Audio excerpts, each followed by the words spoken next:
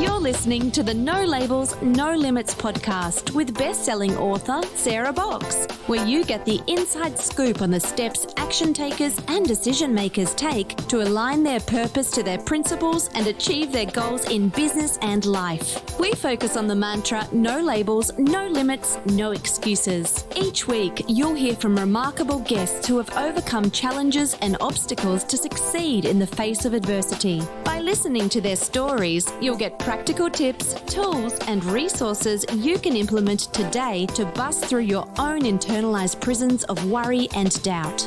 And now, without further ado, please welcome your commanding coach with plenty of chutzpah and heart, Sarah Box. Podcast all about shedding limiting labels and beliefs so we can lead fulfilling, meaningful, and purposeful lives. And I believe without a doubt, we are all capable of so much more than we even imagine. So I know that our guest today is going to have so much to share with us on that topic and much more. So let me tell you a little bit about our guest. Her name is Christy Whitman.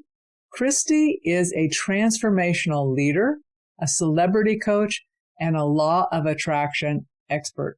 She is a 2-time New York best-selling author of The Art of Having It All and Taming Your Alpha Bitch, as well as the international bestseller, Quantum Success.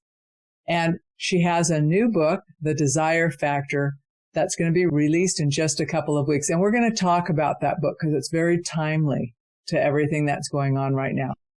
But Christy is no stranger to talking and sharing her story. She's been a guest on the Today Show, The Morning Show, the Hallmark Channel. She was featured in Goalcast, People Magazine, 17, Women's Day, Hollywood Life, and Teen Vogue.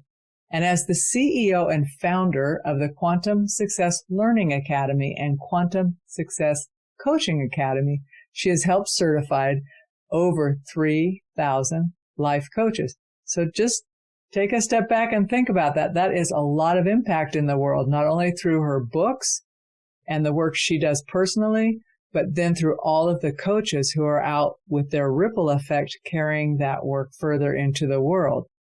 She is also a channel for the Council, which are spiritual mentors here to spread the message of quantum energy mastery. And I'm going to ask Christy to share a little bit more about that because they teach classes, meditation, and provide private sessions that help clients feel more aligned with their divine design of well-being, abundance, success, and really loving, supportive relationship. So with all of that, let's welcome our guest today, Christy Whitman. Welcome, Christy. Thank you so much, Sarah. Great to be with you. Thanks for having me. Well, I know we had to reschedule and make some changes early in the year, and I've just kind of been going, is it time yet to talk to Christy? So I was so happy when today finally rolled around, and it just feels like this conversation is perfect timing. But before we dive in, I want to ask you the question I ask all of our guests, and that is whether there is something you do every day that keeps you focused on your vision and your goals. Yes, I meditate every day. So whether it's for 5 minutes or 20 minutes, to really bring in the energy of what I want to experience, because a lot of times it really is about the energy, that having the visual is one thing, but really feeling the feeling that the vision brings. So if I'm visualizing something, what do I want that visualization to bring me? Do I want to feel successful, abundant, free? What is it that I want? And that's really important. So doing that several times a day just to connect with the essence of what I want is the thing that really keeps me on track and really lets me fill up my energy container, so to speak. Did it take you a while to be able to connect the visual piece to the feeling piece, the experience piece? It was something I had to relearn, because we all know how to do that when we're little, right? We kind of relearn it again because a lot of times we get blocked from the feelings. So for me, much like, my generation, right? It's like I had connected or disconnected from feelings. And I would suppress my emotions. I wouldn't know, I didn't even know if I was feeling them or not. And so that was something that I had to relearn. But I would say that it's just with practice doing that, because the visual should, naturally create an emotional reaction, and the emotions feed the visual. And so the mind and the emotions are so interconnected when we're open and we're allowing ourselves to feel them. So what gets in the way of us being able to do that, Christy? Well, we learn not to process our emotions. We learn that, don't act like this and don't be so angry and don't cry. So we suppress them.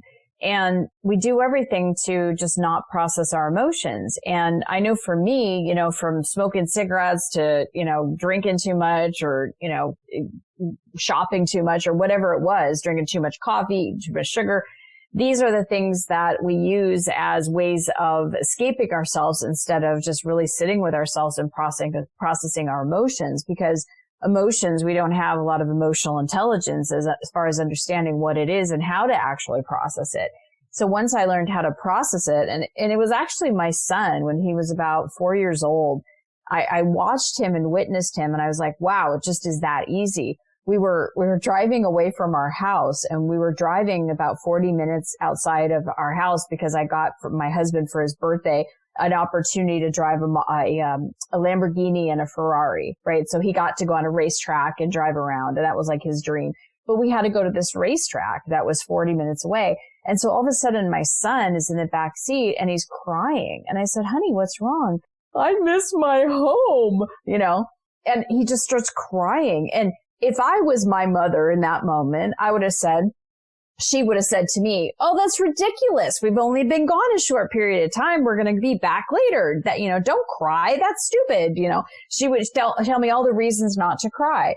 And I just reached out to him and held his hand and let him be with his feelings. And he cried and he cried. It lasted about not even 90 seconds. And then he took his tears away. And then all of a sudden he was like, ooh, tree, and then he was all in a happy mood for the rest of the day. And that's just, I realized like, wow, it's like when we just allow ourselves to have the emotions that we're having, whether it's sadness or anger or frustration or whatever it is, we feel it, we process it, we don't attach any story to it or that emotion is right or wrong. He felt it, expressed it, and then he was fine. And I had to relearn how to do that. So now if I feel anger or if someone insults me and I feel hurt or, I'm mourning something, I just let myself feel the feelings move through me. Don't try to, oh, this is wrong or this is stupid or, I'm not okay or I'll give you something to cry about or, any of that stuff. I just let myself feel the emotions and then it's gone. Because when we're suppressing the lower level emotions, we also suppress the higher level emotions. We can't compartmentalize it, like only allow myself to feel the joy and not the sorrow. It doesn't work that way. Oh, it's that whole human being piece, right? We don't get to compartmentalize. What we cut out in one place gets hampered, cut out, or something else somewhere else. Very well said. Yes, exactly. Wow. What the great thing your son gave you. That's such a great story, Christy. Well, and I think about it too. He wasn't running, that internal dialogue, like, oh, I can't believe I'm crying. I know we're coming home. I just can't believe I'm doing that. What is wrong with me? Right. He didn't do any of that. Didn't have any of that. No. How great. How great is that? So tell me, what is a transformational leader, spiritual mentor? What's that mean? Well, the two, they're similar, but then they're two different things too. So a transformational leader is someone that helps lead someone in transformation. And that's what I do through my books, through coaching, through channeling, through healing. When someone can, and you're a transformational leader too, when you're coaching someone and you help them shift a perspective from lack to abundance, and you have them moving in a different direction where they're leaving the past behind, they're leaving their imprints behind, their old stories, their old perspectives, and now they get a new perspective and now they can create what they want. You're leading them in transformation. So that's a transformational leader. A spiritual mentor, that's what I like to call the counsel. They are there to help guide from a very different vantage point, us human beings that are here in, very polarity land and in the place of where, we are having a human experience and all the human-y things like emotions. And they are there to help guide us to understand how to navigate this thing called being a human being in a more elegant, more easy way, like managing our energy and our emotions. So who is the counsel or what? You said they're there to help us, but talk a little bit more about the council. Okay, so you've heard about people that channel, right? Yep. And so that's what they are channel. I channel the council. And to even hear myself say it still sounds really weird because it's been several years now, but it still sounds wackadoo and it's so funny. But all of my teachers have always been channelers. And so here now, it doesn't surprise me that now I'm a channeler, but all of my books have been channeled. I've been channeling for 20 years in some way, shape, or form. But the council came through me in September 2018. And they literally, it's like my consciousness goes out, their consciousness comes in. They're a collection of energetic beings from just a place of like higher awareness, higher vibration. And when they come in and through, they have a very different perspective and they have teachings on how do we navigate our emotions and how do we navigate our mental stuff and, and how do we release imprints and traumas and really release the old energy to bring in the new energy. So how were you intentionally seeking the counsel, or did that happen as you were doing meditation or working on your personal growth in your own way? How did that connection come together for you? Well, I did a whole video on it because it was pretty wild. I mean, when my first book came through 20 years ago, I just it came through as like a voice. So I heard it in an auditory type of way, but then it also came through my hand. I picked up a pen and, started writing. And so that was like automatic writing. I mean, my hand was just completely not my own at that point. And so I just kept leaning into that. And then each time I was growing and just expanding, all of a sudden I'd be doing a coaching call and I could hear things like, tell this person this. And I'd be like, that's not coming from me. I don't know where that's coming, but I need to tell you this. And I would trust that voice. I would trust those instincts that I was getting. I would trust that information. And it always 100% turned out to be true. I had this one time, the first time it freaked me out because I was coaching a client and they said, tell her to go to a physician, which I usually don't tell people to go to a physician. Tell her to go to a physician and check her hips. And I'm like, okay. I'm thinking in my head, I can't tell her. That's a random thing to say to someone. But it was so clear. And they kept persisting. Tell her she needs to go get her hips checked. So I go, okay, Barbara, this sounds so weird, but I'm getting this just download for you to go and get your hips checked. And she's like, why? There's nothing going on with my hips. And I'm like, don't kill the messenger. This is what they're telling me. She went to the doctor, got her hips checked. She had cancer in her hips and didn't even know it. And it was in the early stages. They caught it and was totally fine. Wow. So after that, I started to listen a little bit more. So you didn't have to be told more than once, right? It's like, okay. Right. Yeah. You don't need I trusted to keep it. telling me. And then it got to a place where all of a sudden I'd be with a client and these are back in the day, right? Of just, it wasn't Zoom or Skype even, it was phone calls. And so I would be on a call with someone and all of a sudden my hands would go up and I'm like trying to put my hands down. I'm like, this is weird. Like they're not my hands right now. And then the person on the other phone couldn't see me in Seattle. I'm in Montreal. She's like, did you just put your hands around my neck? I'm like, you feel that? And she goes, yeah, I'm having a neck ache. And she goes, I just feel like this pressure around my neck now. And then all of a sudden my hands became like fireballs where I'm like, my hands are on fire. Like I could feel the heat on my hands. And she's like, yeah, I could feel that. And then it would release whatever energy that she was feeling and her neck got better. So I just kept leaning into that going, okay, I don't have a choice here. I mean, they're up. I can't put my hands down. So go do what you got to do through me. And I just kept saying, okay, I'm just show up in service, do what you need to do through me. And then I started getting these assignments of, do this, go there. This one time I had to pull off the freeway because I had this vision of like this council of beings. And I was just getting this. And then I heard the voice say, you need to create Sacred Circle of Light where people come. This time it's on Zoom. I've been doing Zoom for years. They come on Zoom every week. Life happens. They get their energy cleared. Things happen. They get in a fight with their husband. They clear that, stuff from trauma in the past. They have a block, you just help them heal that. Okay. So I did that. I had 6 women sign up right away and I was one particular day. It's actually September 17th, 2018. I'll never forget the day because that's my youngest son's birthday, the one I was telling you about. The last lady of the day was going, and all of a sudden I felt like, when you have lots of people talking to you at once, I was just like, whoa. I mean, when my kids both talk to me at the same time, my husband's calling me, I'm like, I can't hear anybody right now. That's how I was. And my consciousness, I could have swore that my body flung over the chair, and I could hear what was going on, but I knew it wasn't me. And that was the first time they came through. And what the wisdom and the information that came through, I'm like kind of like over here listening to it going, oh my gosh. And then they left and there I was. And I could have sworn that if I saw the video, my body would be flung over, and I was straight. I had a different cadence in my voice. I had a different tonality, almost like an accent. It was wild. And I just pivoted my whole entire business. I don't coach anymore. I channel the counsel. So let's talk about that. When you first started your business, well, I think first of all, pivoting is a big deal, right?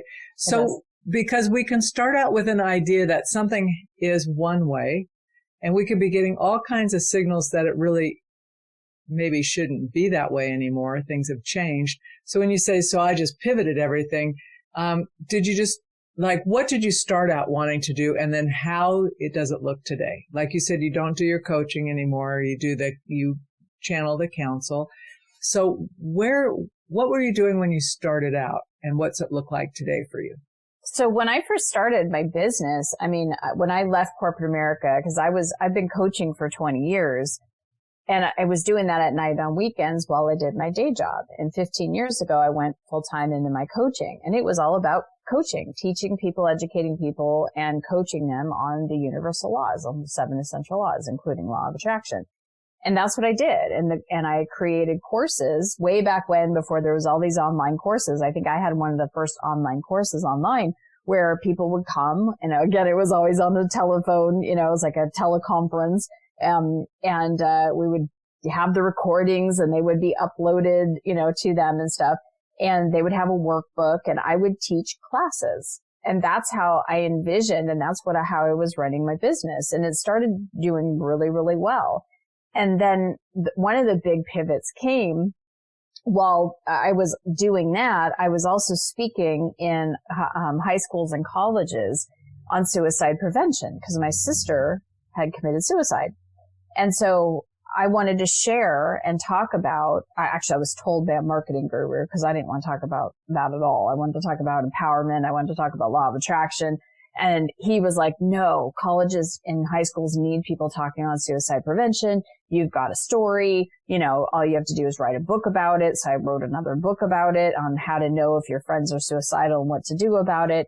And so every time I would go into these colleges, people would come up to me and like, oh my God, I was suicidal. Thank you. And I was like, whoa, that just saved a life, right? It was like, that was really rewarding. But the whole entire speech, I was just like, I hate this. I hate telling my sister's story. This is just like having to go through this every single time.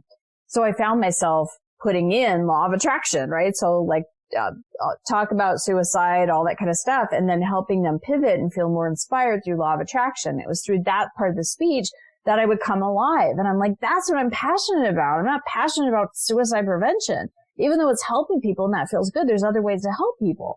So I made this decision, pivot number one. I'm not doing this anymore. I'm going full-time in law of attraction, and was loving doing that. And it was around that time where another pivot came, because I literally, when the universe has like a surround sound effect, it's like you get it from you can't not hear, right? It's like, okay, I get it.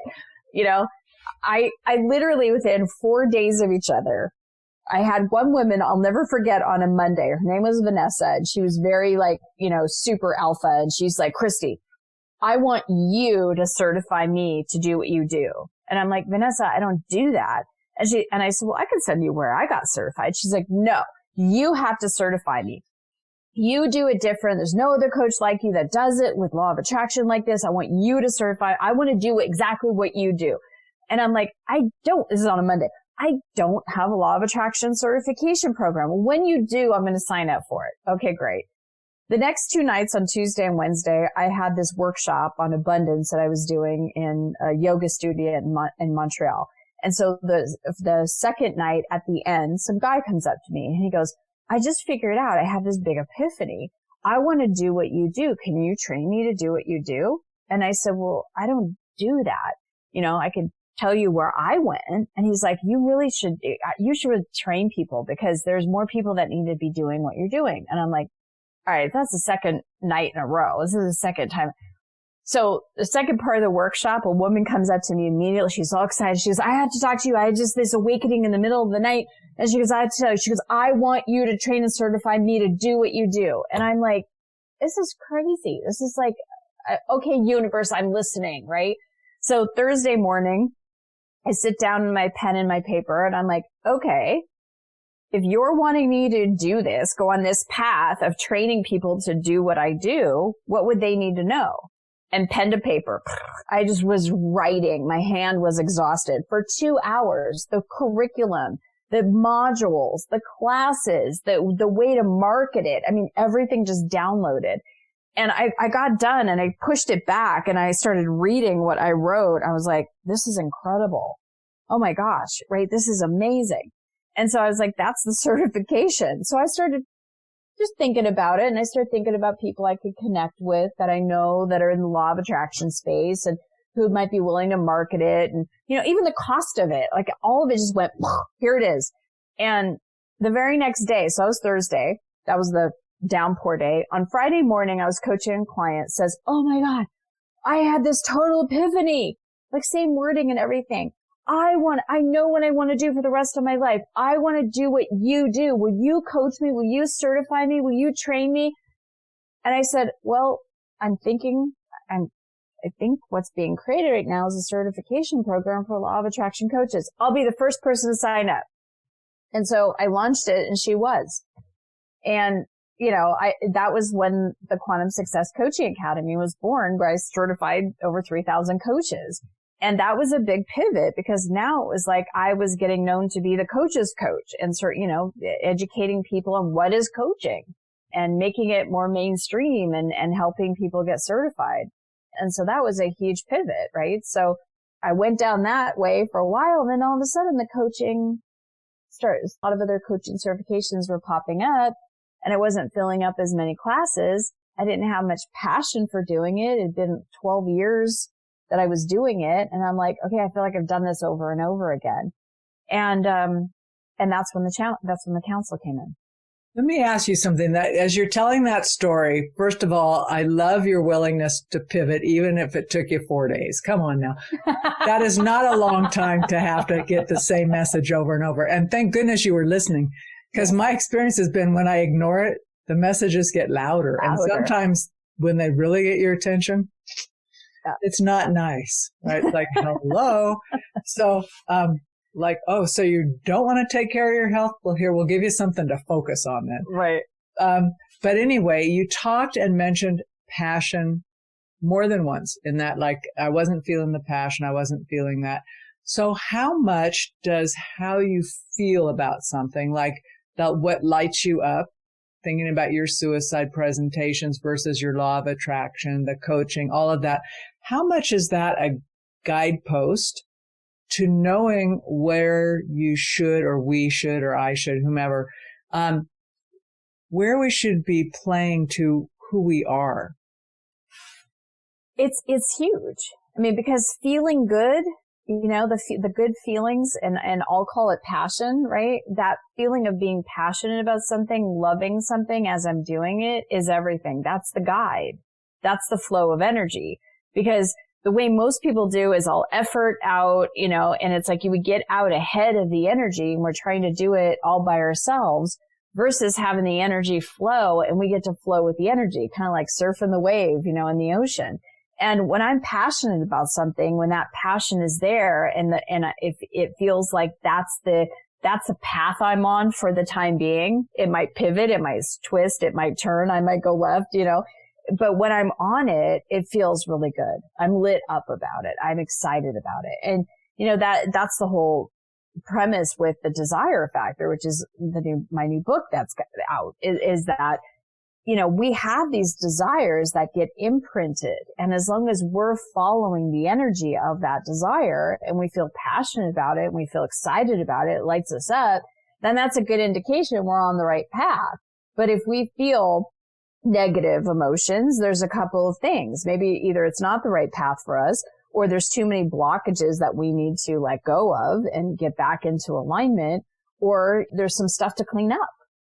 So let's talk about your book in more specifics, okay? Because first of all, congratulations. It's very close to coming out. I double checked to make sure before we got on this. I thought, well, maybe it's out and she'll have it on our website, but not yet. So, but you can pre-order it, and there's lots of fun bonuses. Oh, nice. Well, tell us about the pre-order, but then let's talk about the book itself, kind of what you wanted to do by writing it. Let's get into the weeds on the desire factor a bit, if you will. Absolutely. I'd love to. So it was interesting because all my books download through me. It's not like I go, today I'd like to write a book about whatever, right? It's like, it literally is, the idea comes.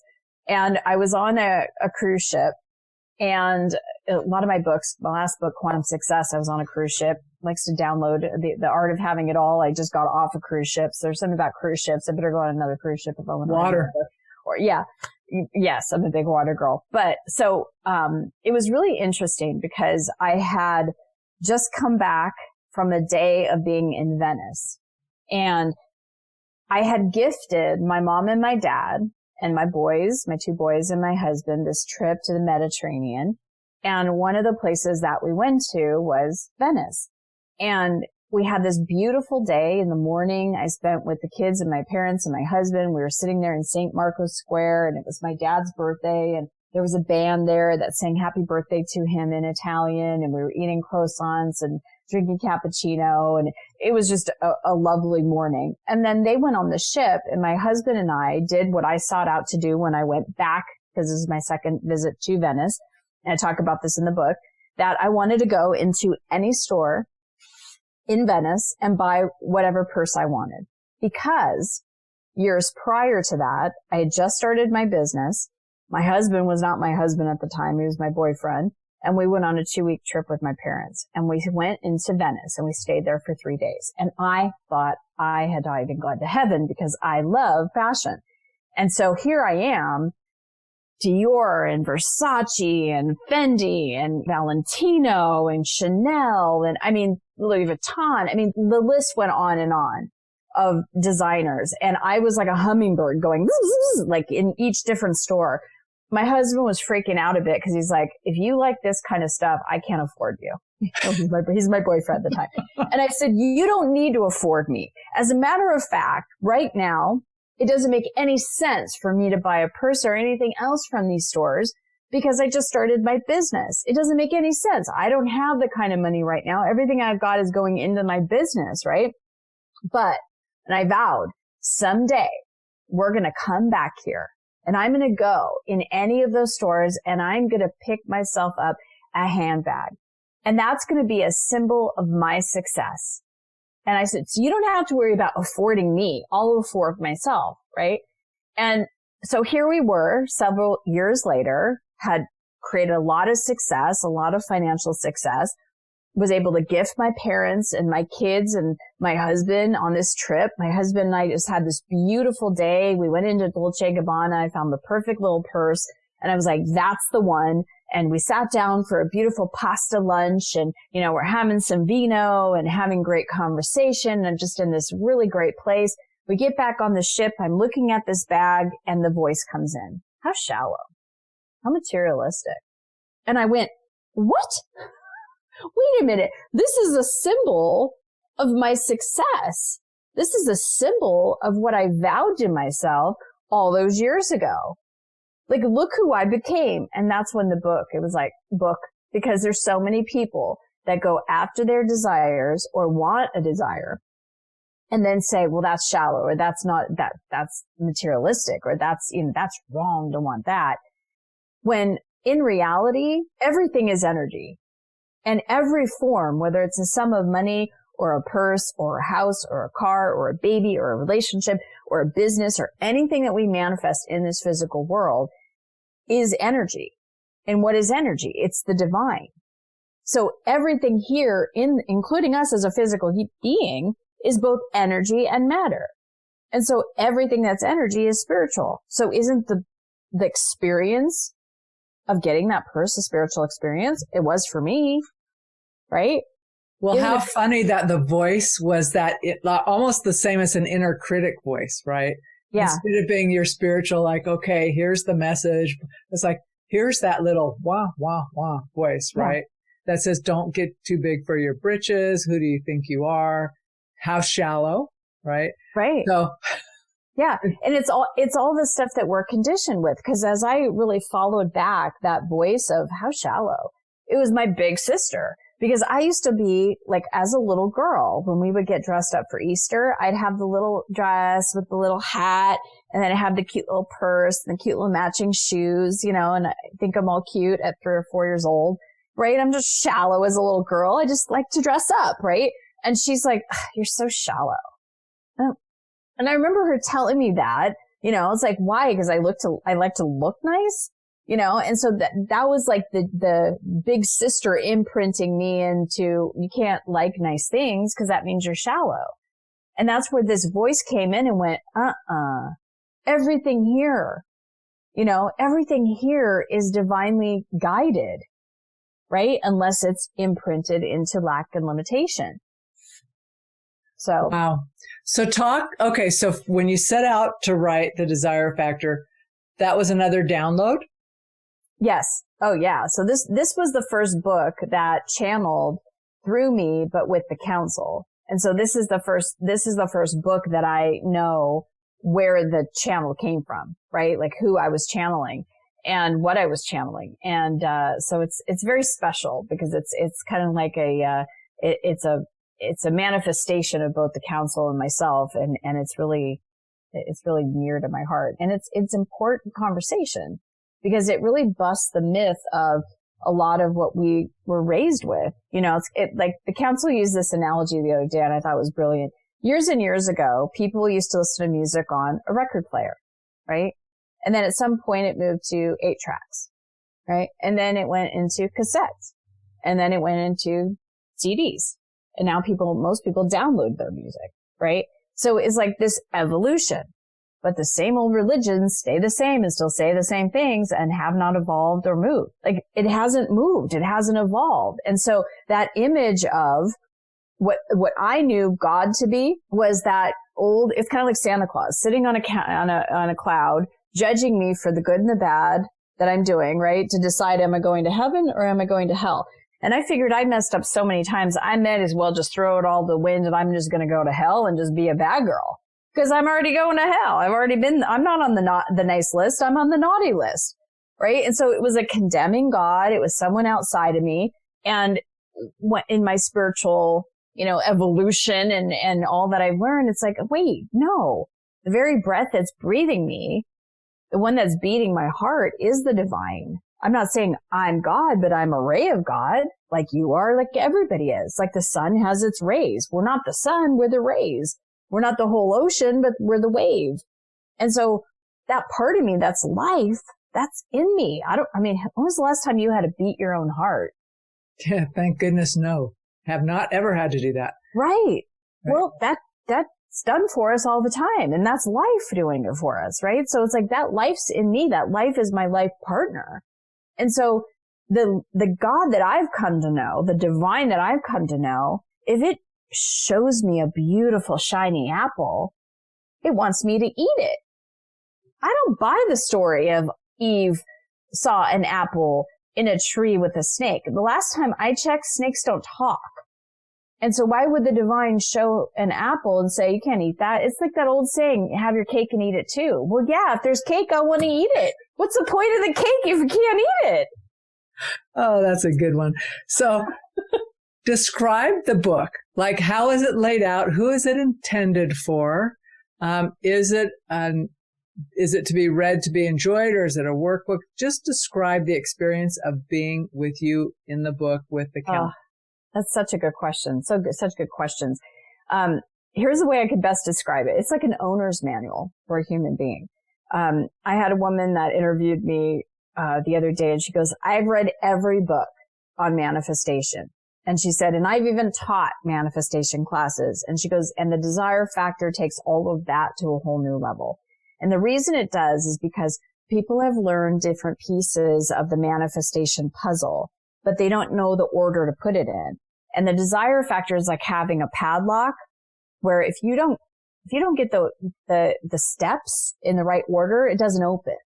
And so that's why the desire factor is in the exact steps that we need to do. And they don't take long.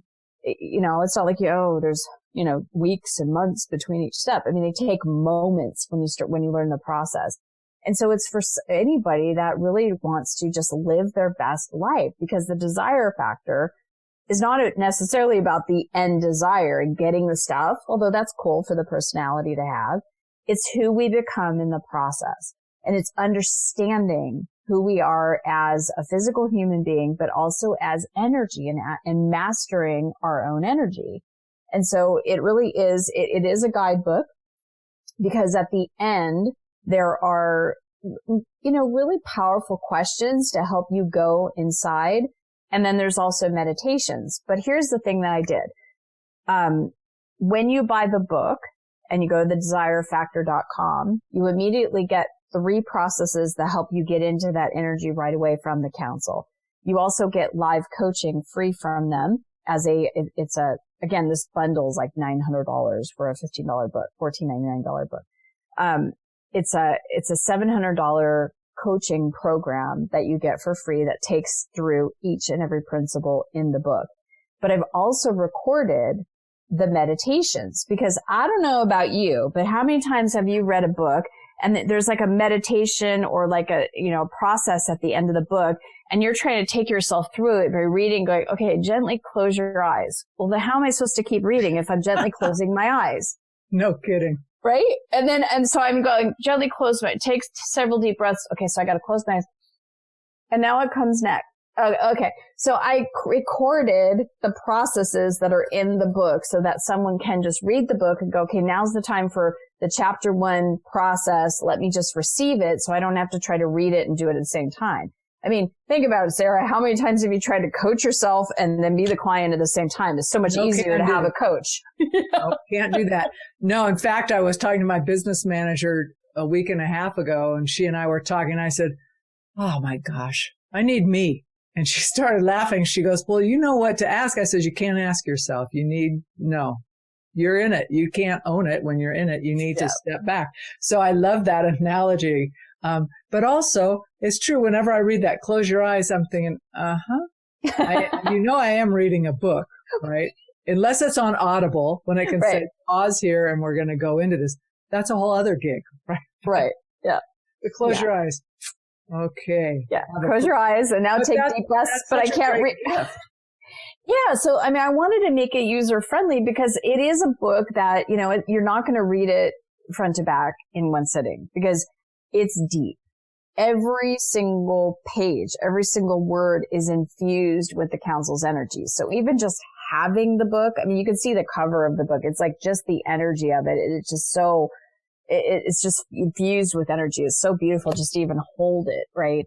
And it's one of those things that you read a sentence or two and you're like, whoa, I gotta think about that. It really will allow you to take something to think about and then meditate on it. It's an activator. Oh, that's a great word, an activator. So when people come to you now, to work with you in the council, what is that process like, Christy? Well, rarely I do one-on-one sessions with them, but when I do, I would go get the council and the council would come in and help them remove energy blocks. They don't just share information.